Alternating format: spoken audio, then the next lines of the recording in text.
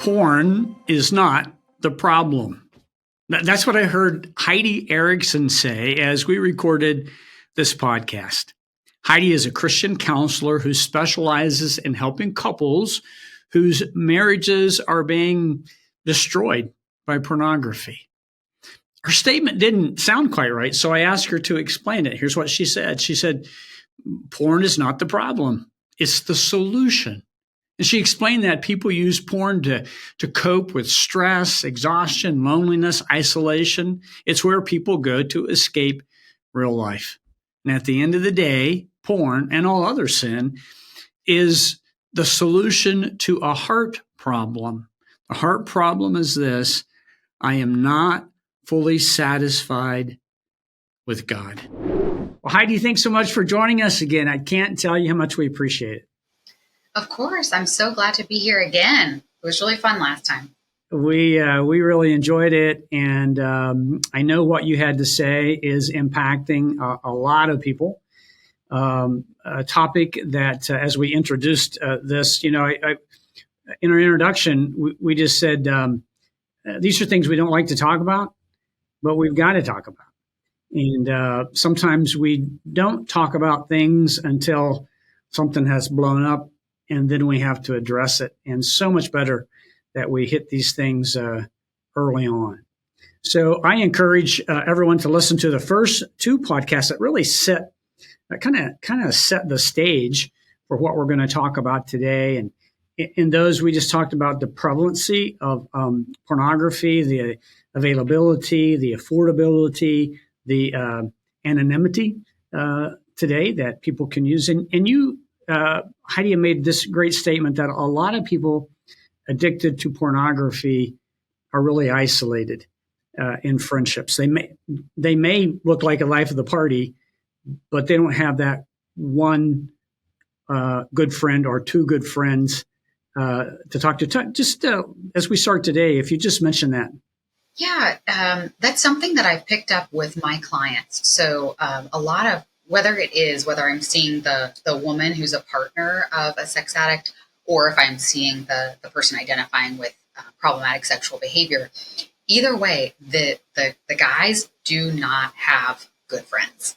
They don't have, just as you said, the 1 to 2 people that they can go to and say, hey, this really hard thing happened. I don't know what to do. Asking for help, being vulnerable. The interesting thing is, what I've learned through training is that sex addiction, porn addiction is an intimacy disorder and it's an attachment disorder, both. And so intimacy disorder doesn't just mean sexual intimacy, but intimacy in a friendship. They have disordered intimacy, and so they're afraid to be vulnerable in their friendships.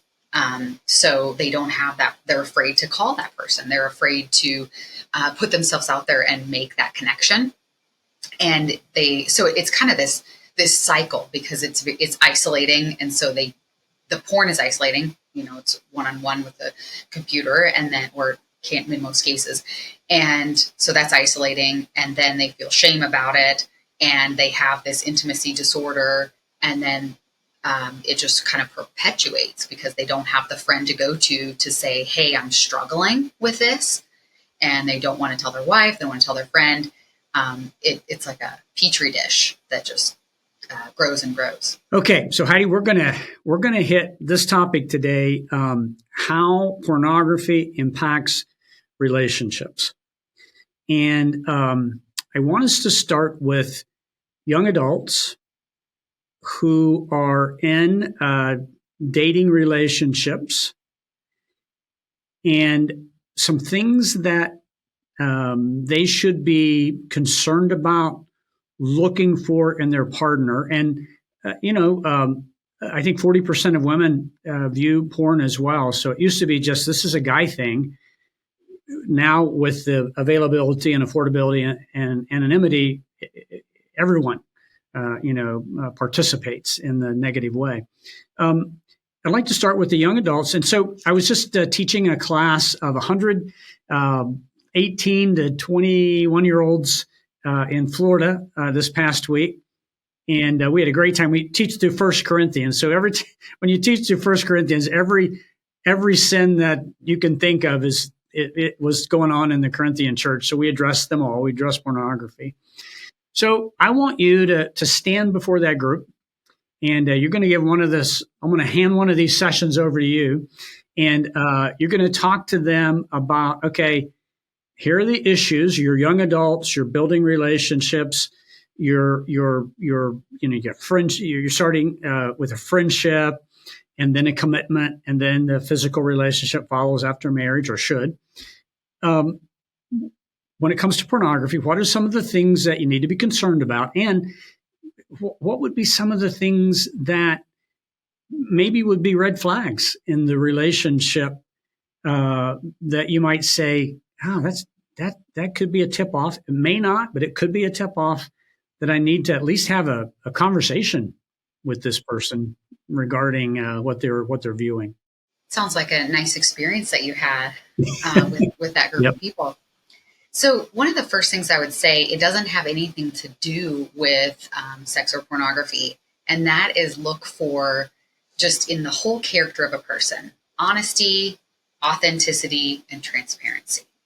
And you can see that when they communicate about their job, when they communicate about their family, when they communicate about other friendships or things that they're doing. You want to observe, are they honest with everybody? Do they feel authentic and transparent? Can you ask them deep questions? And I remember when I lived in Chicago and I was a part of a small group at church and everybody was dating. And I remember some of the girls saying, I'm dating this guy, but I don't want to rock the boat and ask him this. And I'm thinking, rock the boat. You have to rock the boat. This is the time to rock the boat. Yeah. Yes, this is the time to rock the boat, because you need to have the difficult conversations. Don't wait till you're married to have the difficult conversations and to see if they're going to be authentic and honest and transparent. So look for those things. Keep your eyes out. Don't be hypervigilant, about it, but just watch how they act in every area of their life. And on top of that, consistency, in other words, look for would be consistency. Are they consistent in these things? Might have a fluke here or there with something, but do they realize when they're wrong? Can they admit it when they're wrong? This is actually a really big one too, is admitting when you're wrong. And sometimes people can't do it right in the moment. That can be a personality thing. That's okay. But maybe 30 minutes, maybe a day later, do they say, hey, you know what? You're right. I'm really sorry. Can they apologize? Can they own it? Huge, huge, huge, huge. A lot of my clients who have this issue, this pornography issue, they are really not able to own their stuff, and they're not able to apologize, because that means that they were wrong. They can't be wrong. And it all boils down to the issue of why they have the porn addiction, because there were other things wrong in their life where they feel like they have to protect themselves. Maybe they have childhood trauma, so they learned at a very young age, I have to protect myself. I can't show weakness. I can't be wrong. And, oh gosh, life is stressful. I need something to sort of cope or let some steam off. So let me use porn. And so it's all, kind of comes together. You see how that fits together. So those, like I said, honesty, authenticity, transparency, consistency, owning when you're wrong, and not being too prideful to say, I made a mistake, or you were right. Those are all amazing things to hear someone say, that say, hey, this person's healthy. They could fault. So those are some big ones. And then, just as you mentioned in the beginning, we talked about the friendships.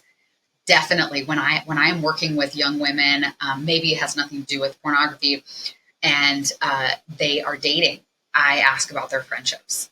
I ask about the person they're dating's friendships. Do they have some long-term friends? Do they have some deep friends? Because if it's just, oh yeah, they have these friends they hang out with all the time. Well, how long have they known them?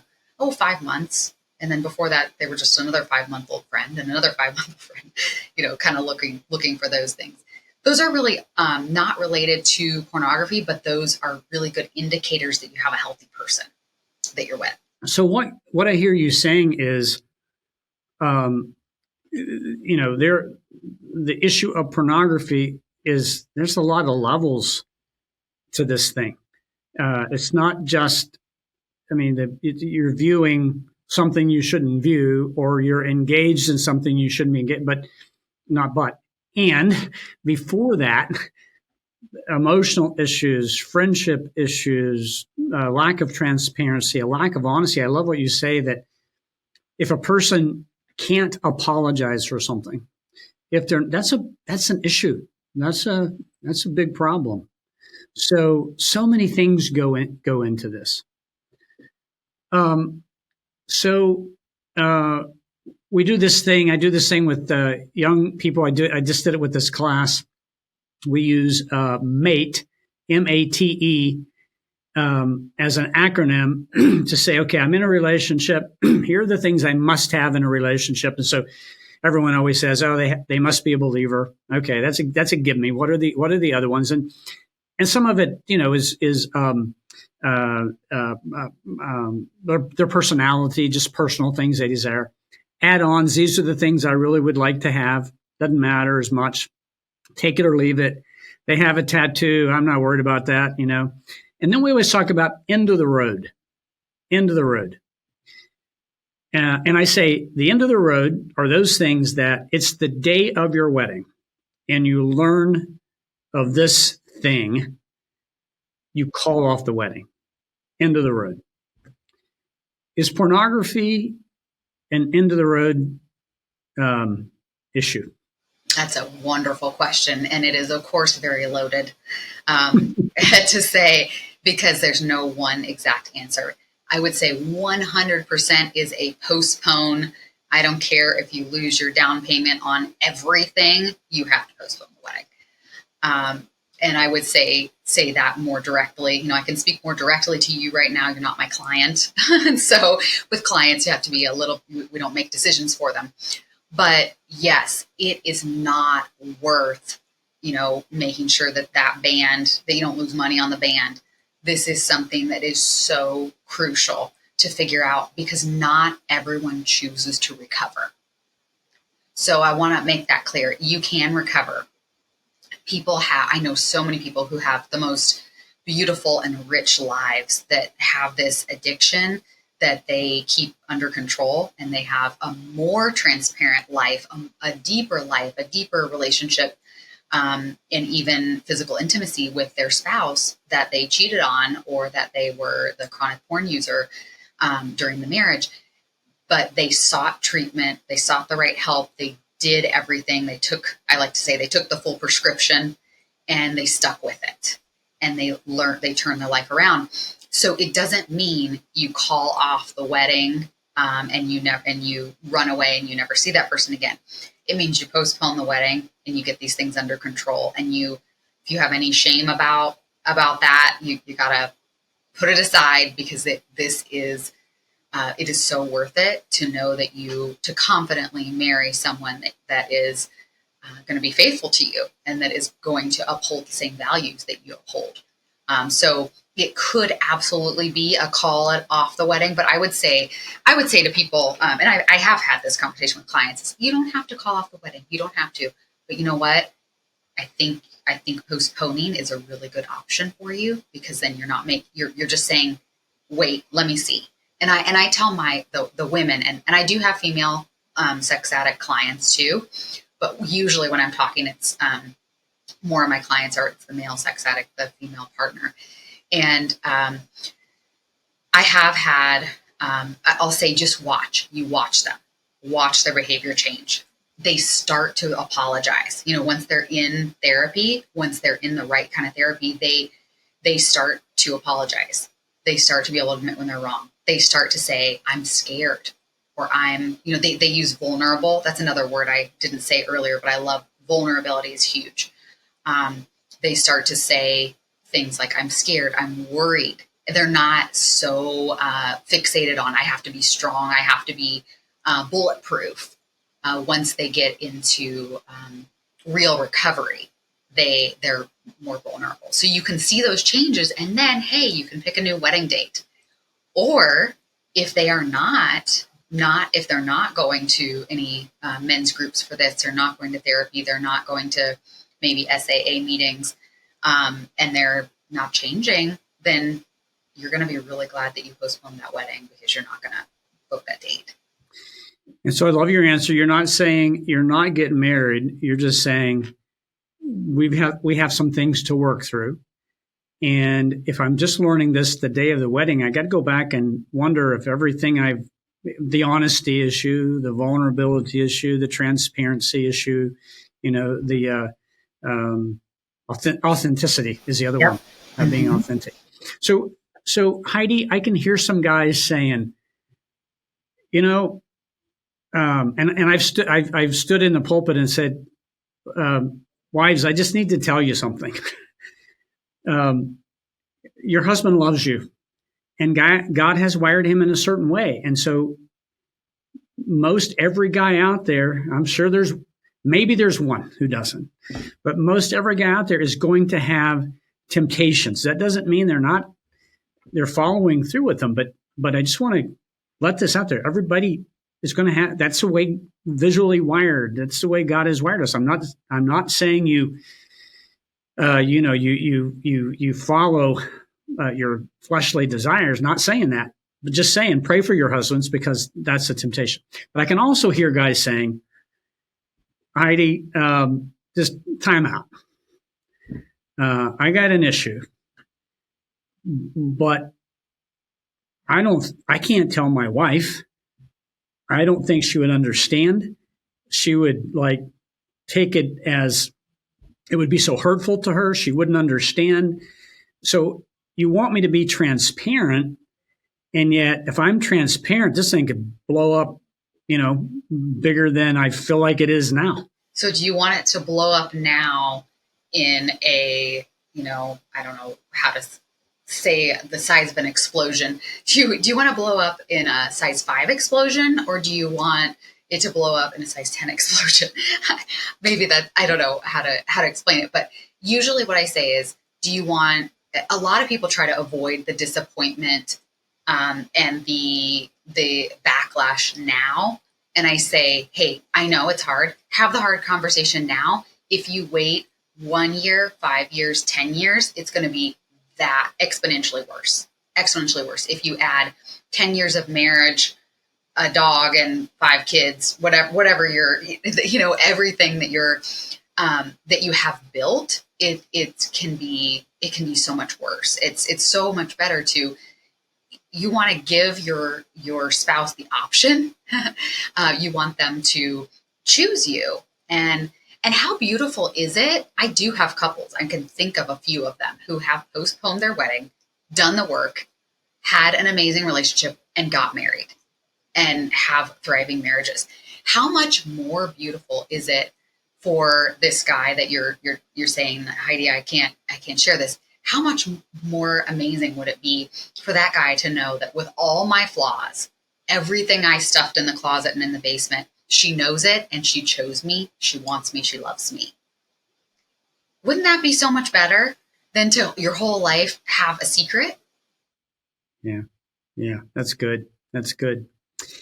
So here is a couple dating. And in a minute, we're going to talk about this issue in the arena of marriage. In marriage, you expect there's expectations regarding physical intimacy, and we'll talk all the way through that. There are all levels of that as well.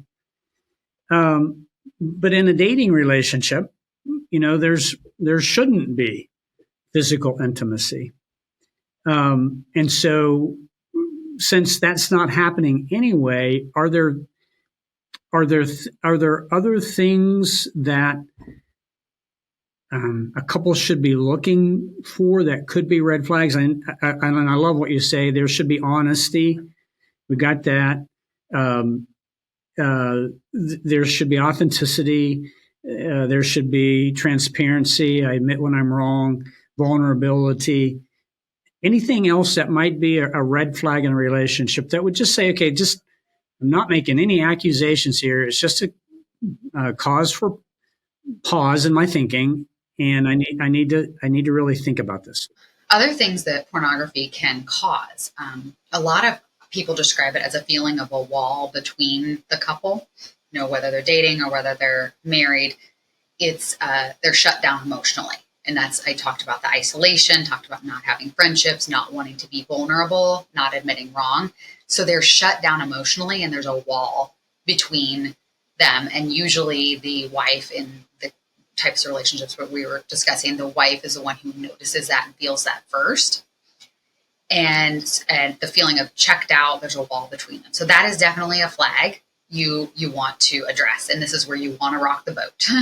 or even if you're already married, you want to rock the boat, because you want to address it quick. You want to get the right help, and shed light on the issue rather than let it just grow in darkness.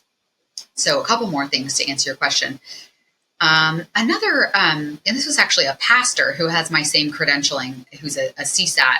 He said a lot of times sex addicts, they're with their physical person, with their girlfriend or their wife or something. They try to be really, really physical. And I know you're saying, in the Christian dating relationship, ideally they're waiting for marriage, as we're saying. Not everyone does. And in this instance, this pastor was telling me that these people with this addiction are either really, really physical. They're trying to be physical, and the girl's like, whoa, I wasn't expecting that from you. You're a Christian and we're trying to have this kind of a relationship. So either very, very physical, or not at all, like acting almost like not, just not like any other relationship in the past. And not just physical, but just sort of kind of shut off from that. And it's because they're getting all those quote unquote needs or desires met elsewhere, and they're almost just showing up as a different person. So it's kind of either side of that could be a red flag. And then another one is that porn can make people more critical.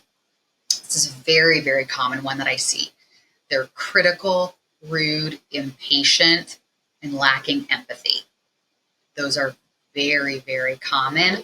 And it is partially because when they're in this active addiction and they're hiding it, they are always thinking about the next fix. You think about it. A lot of people don't realize this is an addiction, but it is. It's if you've ever seen anybody just, we don't see as many smokers these days, cigarettes, but, just really just kind of jonesing for a cigarette or needing in that way. But with pornography, it's hidden. So what do? They can't say, oh, I want to smoke. Like, where can I go? Like, I need to go take a smoke break. They can't say that. They're just trying to get rid of somebody, get them out of the room so they can go watch porn. And so that leads to a lot of this kind of irritability, lack of empathy. And the other reason they have those kind of behaviors is that when you get accustomed to just serving yourself in the sense that pornography does, if you think about your laptop or your phone, it's there. I want this now. Click. It's there. I don't want it now. Click. It's gone. You can do whatever you want whenever you want.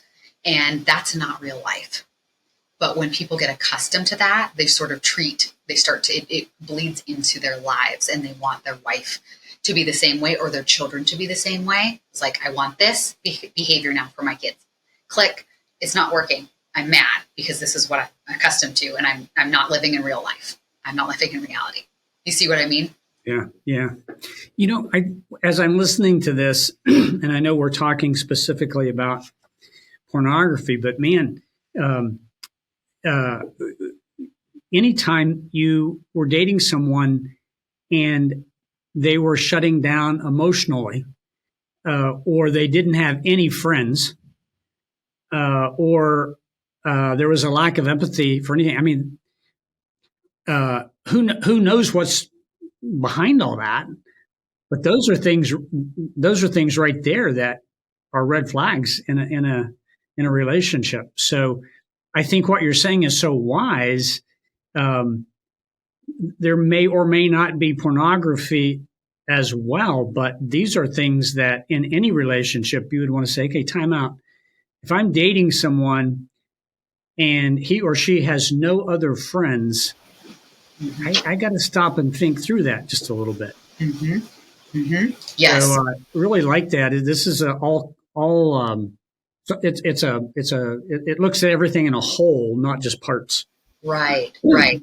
And the reason being is because pornography isn't the problem. Pornography, I don't like it. I wish it didn't exist. But what we say in my world is porn is not the problem. It's the solution that didn't work. So porn is the solution people grab for stress relief or to bury their trauma or any of those reasons. It's their solution. It's not the problem. If it just existed but no one looked at it, however that would work, it wouldn't. It's not essentially the problem. But people are seeking it for as a solution, and it's not a helpful one. We call it an unhealthy coping strategy. Porn is not the problem. It's a solution to another issue that you have going on in your life. And we're going to talk about, we've talked about some of those issues in the dating relationship. Let's move to the marriage relationship. So when we talk about marriage, Genesis 2:24, Jesus repeats that in the Gospels and Paul in his letter to the Ephesians. Leave father and mother, be united to your spouse, and the two shall become one flesh. Our first, because flesh is in there, our first thought's physical, but we always say, time out. That's physical, and that's emotional oneness, and it is mental oneness. Everybody else is off the table now mentally. It is spiritual oneness. You have to be growing together in your relationship with the Lord. And we always say it's missional oneness. You're headed the same direction at the same time for the same reasons. So now we're in this one flesh relationship. We have ceremonies over, real life is starting, and a lot of times the physical becomes the primary part of that one flesh relationship. I'm not saying it should. I'm saying sometimes it does. I've talked to a lot of guys. I remember talking to a guy years ago. He was a big time athlete in the whole bit, and he said, "Ron, I've not been in with my wife for 3 years," and he said that just it's killing me, and the temptations are strong, and I don't want to do anything I shouldn't do to dishonor the Lord, but man, this is tough. This is hard. 1 Corinthians 7, says the husband's body belongs to the wife and the wife's body belongs to the husband, and we should satisfy each other. And Paul even says you can abstain for a while, but make sure it's for a good spiritual reason, and then come back after that so Satan doesn't tempt you. So there's some real things going on here.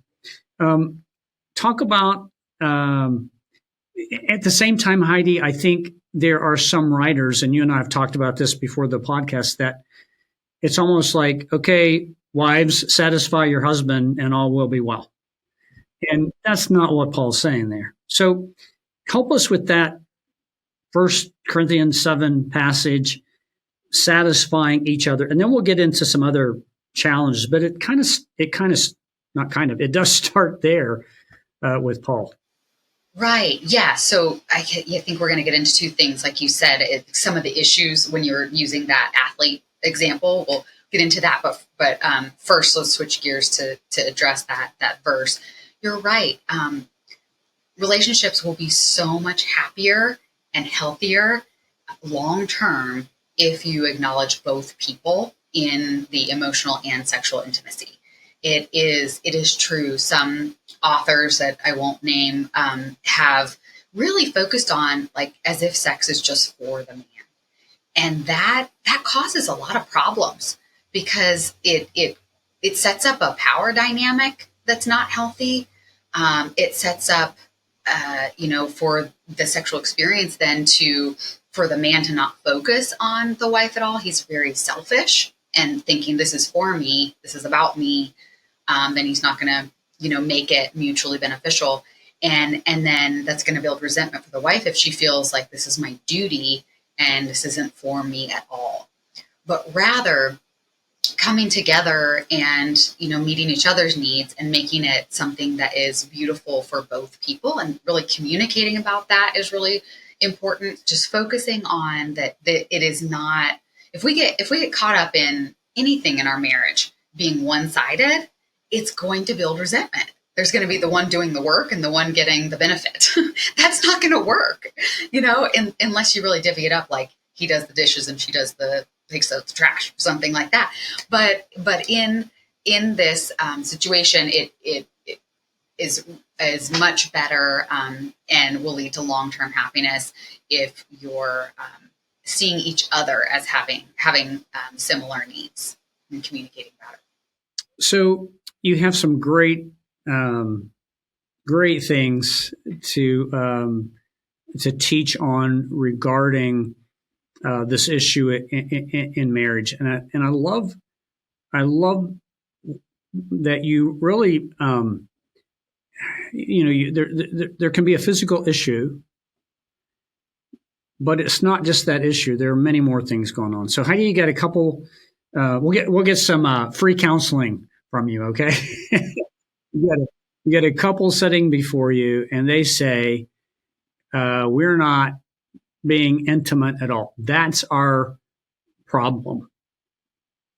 And you're going to have a lot of discussion with them, but kind of work through that statement. Our issue probably could be the man saying it, could be the woman saying it, but our issue is we're not satisfying each other sexually.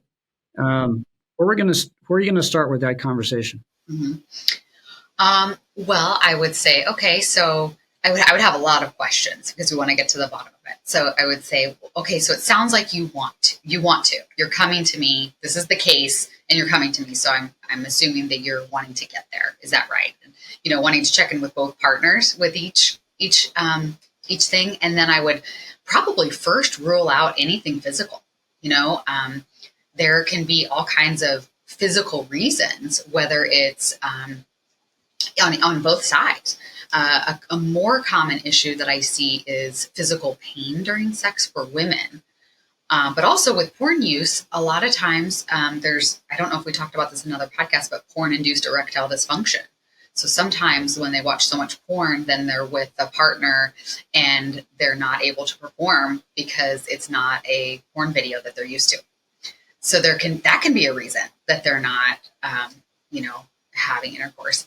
So so I would address the physical things, and maybe it would be a time to take each partner one-on-one in these couples. Sometimes even when I do couples therapy, I'll have a couple sessions to just with the wife and then just with the husband to see, now, how do you see it? How do you see these issues? So I would address one-on-one, I would address physical. Is there any pain? Are there any issues physically on either side that you see that are prohibiting this from happening? Once we roll that out, I would talk about emotional intimacy, because that is truly the foundation. Physical intimacy without emotional intimacy is going to feel shallow. It's not going to be as rich. And over time, it's really going to wear on the couple, because if it's just one-sided and a narrow view of intimacy without the whole picture of emotional intimacy that is possible for the couple. So I would make sure their emotional intimacy is there, and the relationship, just, the treatment of one another. How do you guys interact? Walk me through your, what does your day-to-day look like? What do your weekdays look like? What does your weekends look like? So it's going to tell me a lot. Do you kiss goodbye? Do you kiss goodnight? Just little things like that. Do you ask each other about your day? Do you make a point to see, like, oh, how are you feeling? How was that meeting yesterday? You were really stressed about it. Checking in on each other's lives. Those kinds of things, believe it or not, that impacts the sexual relationship. It really does, and it impacts the relationship as a whole. So checking in physically, checking in on emotional intimacy, checking in on kind of daily life, and I would then talk. Once I'm finding where the holes are, or where maybe they could benefit from leaning into one another or turning towards one another. In a sense, I'm using words that's a John Gottman's phrase. I think we talked about Gottman a while ago, about turning towards one another. And so I would try to help the couple to see if if there could be any beneficial tips and suggestions in that sense. And then there are a couple other things I would ask about past trauma for either partner. Sometimes people are not wanting, either side of the relationship are not wanting to be physical because of past trauma, whether there was sexual assault, rape, sexual abuse. This could date way back, into childhood. That can come back and haunt your current relationship. So maybe there's some couples work on that. Maybe it's some individual work to resolve that trauma so that that person is not bringing that trauma into the relationship. It may have nothing to do with the current relationship, what's going on now. Might not, might be the past. And then the last thing is kind of apropos to what we're talking about is if there is pornography going on in the marriage, I would definitely ask that to this couple that you're kind of presenting me.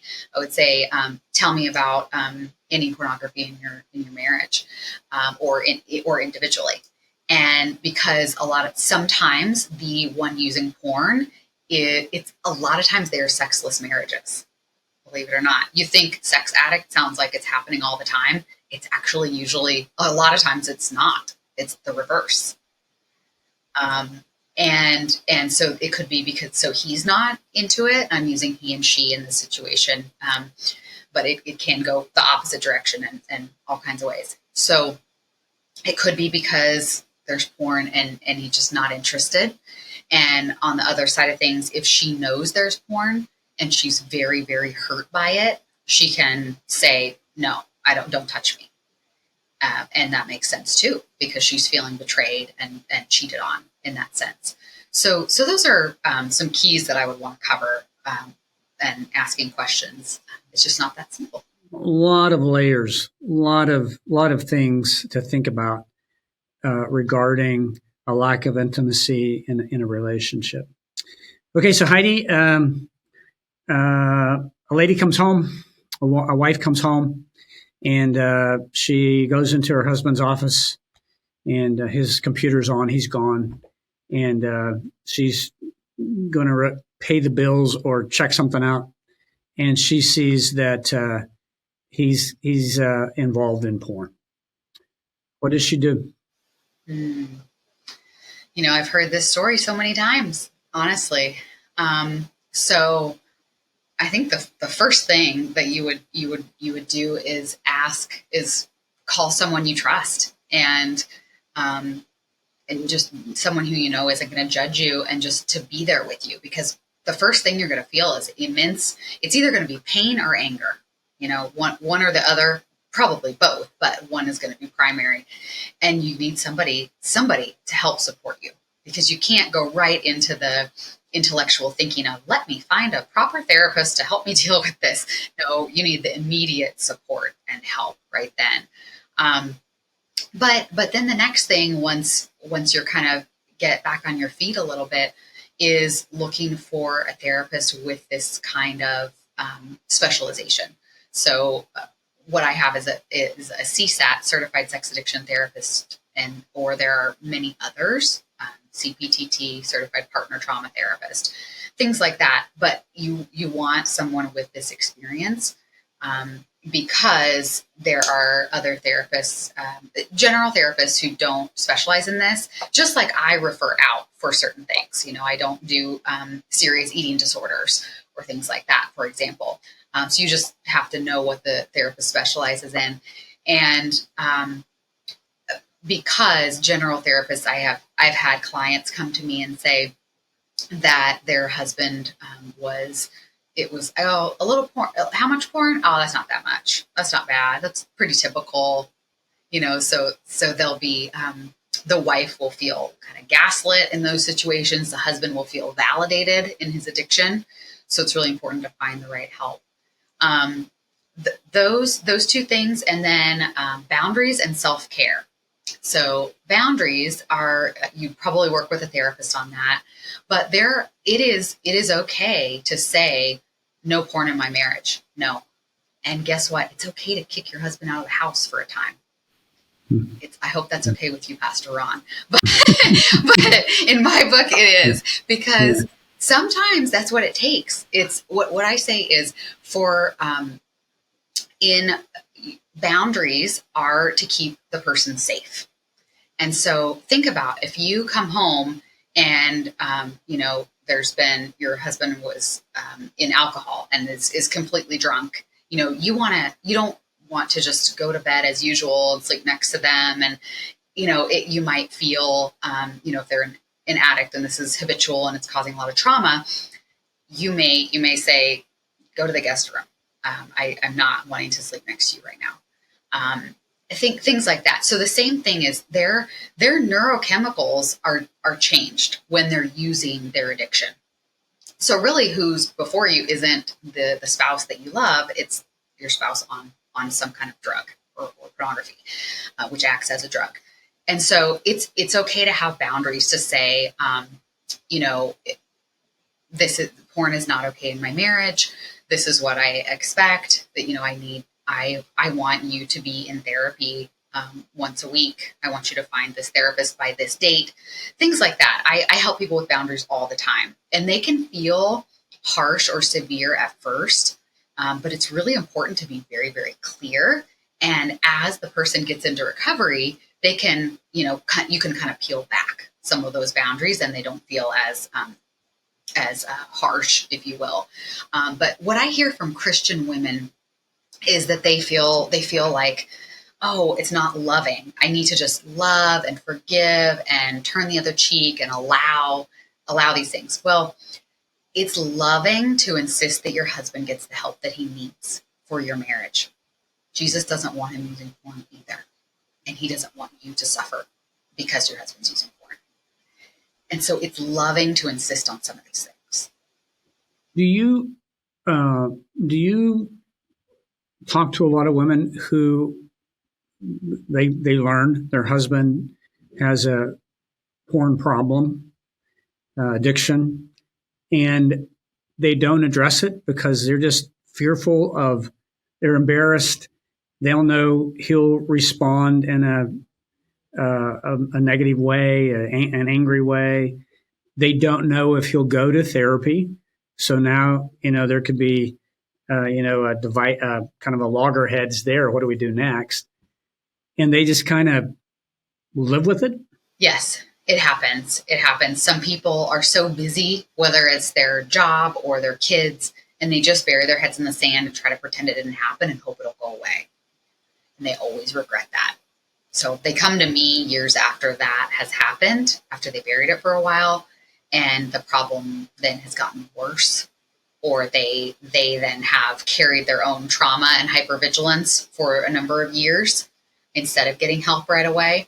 So yes, that does happen.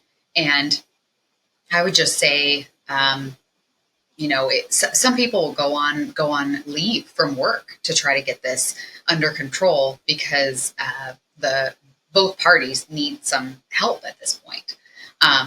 That's not necessarily important for anyone to do. I'm just saying sometimes you have to put a pause on certain things on your life in order to address this issue because it's very important to address it as early as possible.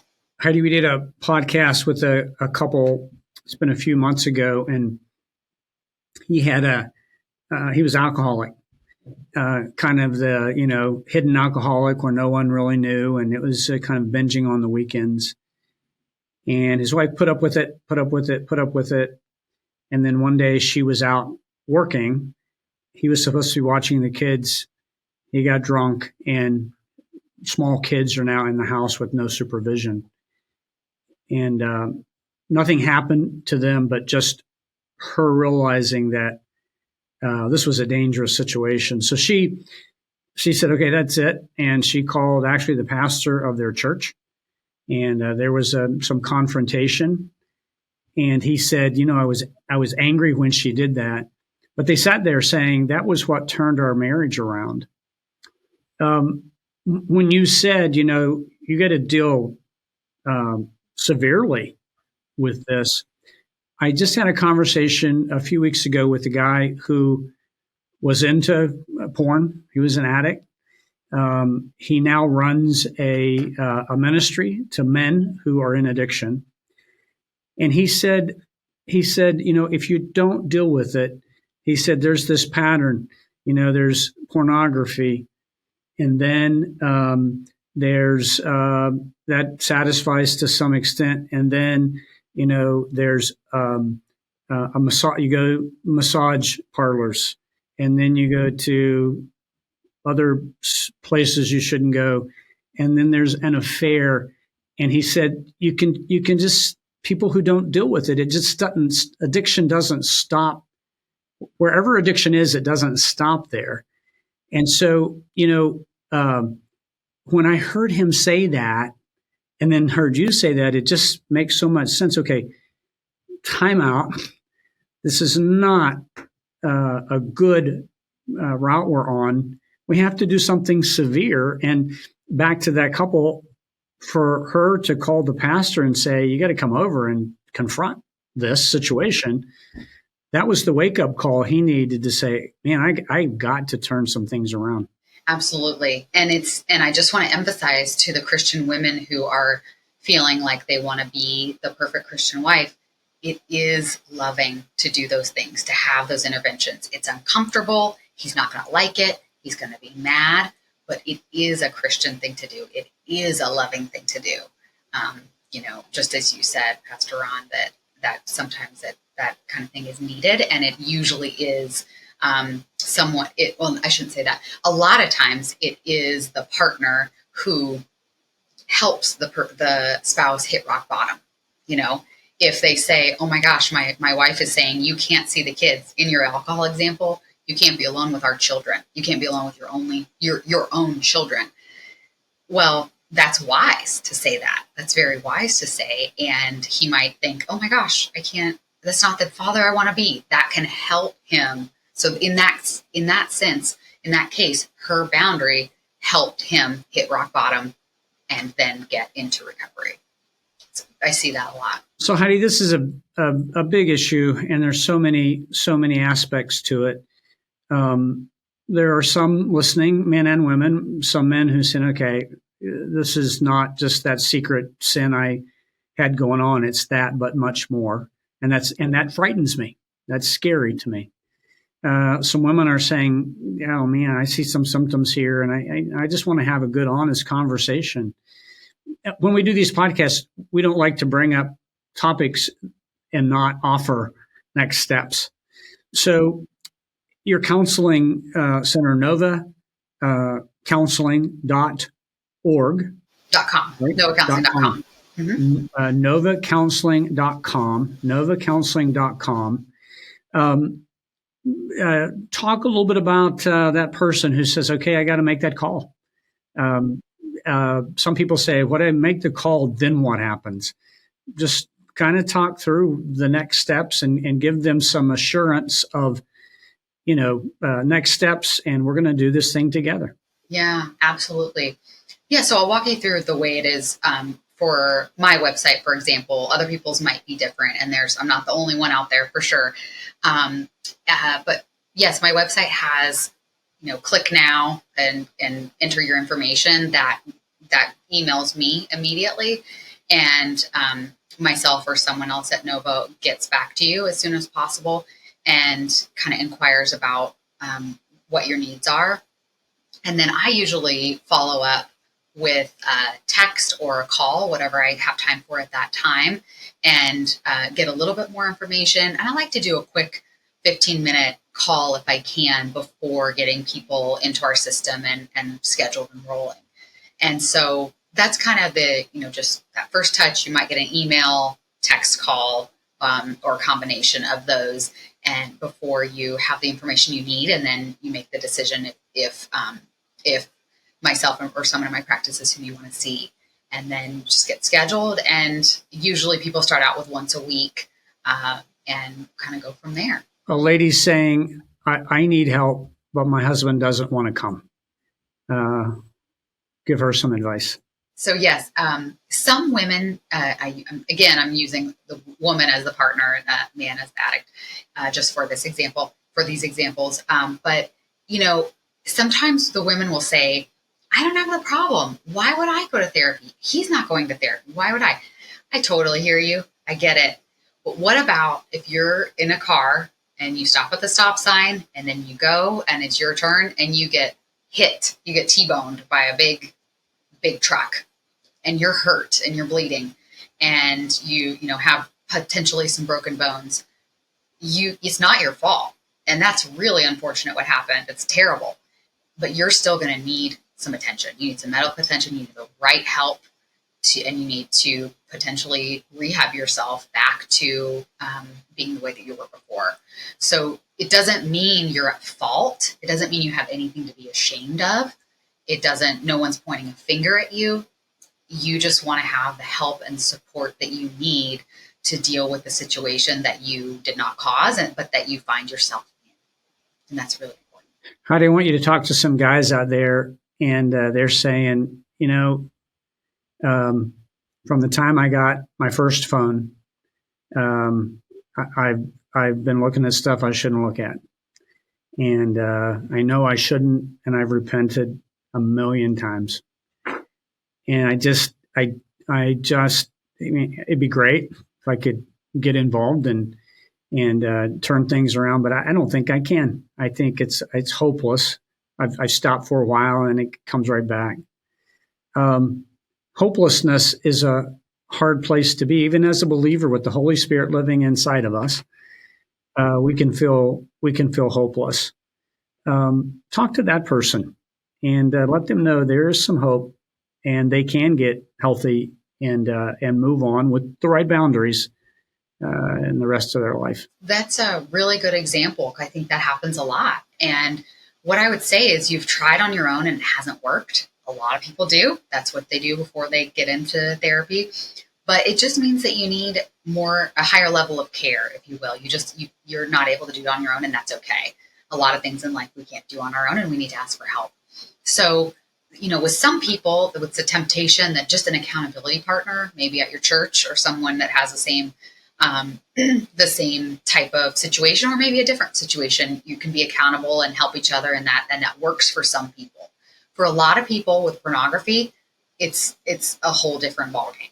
It is highly addictive. It's designed to be addictive, and your phone is everywhere with you. So most of the time, people are going to need more than just that church accountability partner. So then there is hope. You know, you're going to want to find the right help. You're going to want to take those steps. It is hard at the beginning, but I'll just say that I have talked to people who look back at their lives once they feel like they have some freedom, they have their life back. They are not constantly bombarded with these sexual thoughts and feelings. They can think straight about their job and about their family and about their goals. They're not just kind of, as I said, bombarded all the time. They found that freedom. They look back at their lives, and so many men have said, it's like I was under a spell. It wasn't even myself. It was like I was under a spell, just kind of marching over to the computer or to my phone, or, you know, closing the door at work and doing this on work hours, things that are against people's values. So all these things are happening. They happen. They're happening right now. And so the person that is hopeless, that might find themselves in that situation, kind of yo-yoing, trying to have a couple of days or a couple of weeks without, I would say, hey, you're not alone. And I've seen people on the other side of it looking back at this stage of life thinking, wow, I can't believe it, but I made it out. So there is hope. Yes, there is hope. Christ is always the one who transforms our heart and empowers us. And there are some great tools and accountability and things that I think, as we've said today, porn's not the problem. There are other issues there.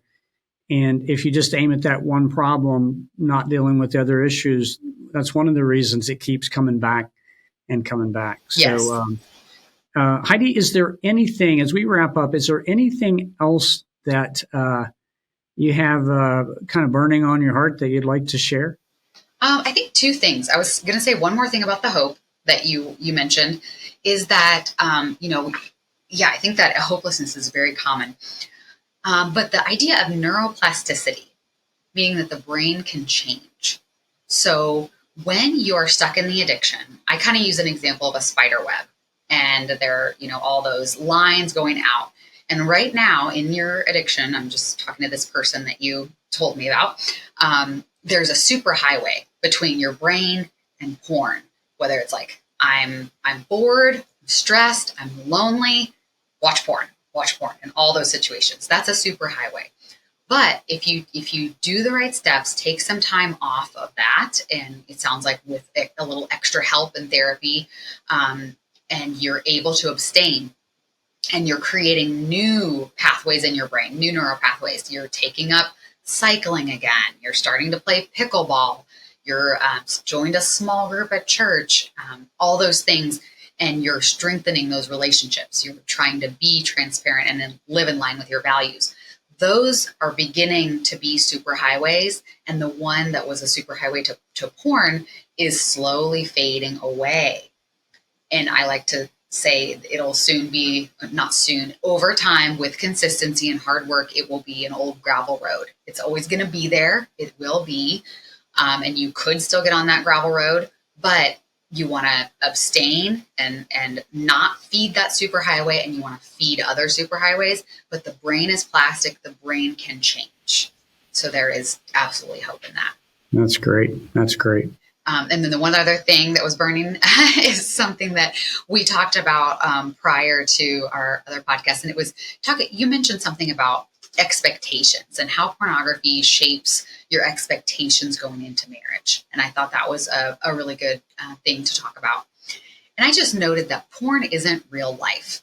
So if you think it is, you're going to be disappointed. And a human cannot be everything and do everything that you have access to at the click of a button or the swipe of a finger. So just kind of let that sink in. And it just tells you how, if you're expecting your wife or your spouse, your husband, whoever, to be everything that you've seen online, it's not going to happen. It's not possible. And so it just sets up a whole slew of issues when that's your desire. And when you've trained your brain that way, and then you get into marriage, and then even though you're a young, healthy person, you have porn-induced erectile dysfunction, it causes all kinds of issues. So the expectation, so just wanting to hone in, you mentioned expectations. Porn really skews your expectations going into marriage, and it's very dangerous in that way. So I wanted to add that as well. Heidi, this has been great. It's been eye-opening. It's so important for all of us as believers, for married couples to hear what you have to say. I can imagine there'll be some questions that we get, and we'll collect those questions, and we'd love to have you back sometime. Love to come back. That's great. Well, we appreciate so much your time, and I'd ask you to do one more thing. There's a lady out there listening, and she knows her husband's involved in porn, and she's just been trying to put it off. It's been hurtful, but she's been trying to put it off. And will you pray for her as we end? I say one woman, there are many.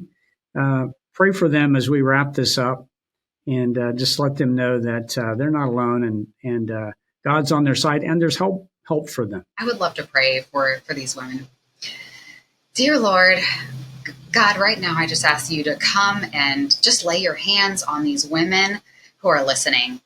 I'm sure that this podcast has brought tears and pain and fear and anger and hope, hopefully, and also hopelessness at times. And Lord, I just pray that you would instill hope and that you would bring strength, because there is hope in this. Relationships do survive and they do thrive after this. And so I just pray that with these women, that you would just give them that energy, give them what they need to get through this day, and not to worry about the future, but to know that they are not alone and that there is help out there. And I pray that they would reach out to someone today to make these steps, so that they don't have to live alone, lonely in this misery, and their spouse with an addiction. I pray for healing and for hope and for marriages to be restored. And I pray that you would just walk with them in this process, and with their spouse and with their marriage. And I pray for success and for redemption. In Jesus' name, amen. Amen. Amen. Heidi, thank you so much for joining us. We really appreciate it. Thank you. It was fun. Well, thank you so much for listening to our podcast today. I want to thank Heidi for all of her time. I think her insight is just so needed. And here's our prayer for you. Get the help that you need. Don't let porn destroy your life, your marriage, your family. You tried to fix it on your own and it hadn't worked, has it? So please reach out for help. You can learn more about Heidi's ministry at novacounseling.com. That's NOVA counseling.com. Please reach out for help today. Thanks so much for joining us today. We have a great team that makes this podcast possible. Our executive director is Jen Booth. Ryan Jorgen produces every podcast. Mark James delivers each podcast right to you. And Laura Crane promotes each podcast through social media. Be sure to subscribe to this podcast on your favorite platform and hit like. That simple tap on the screen will deliver our message to more and more people. Again, thanks so much for joining us today on the Journey podcast.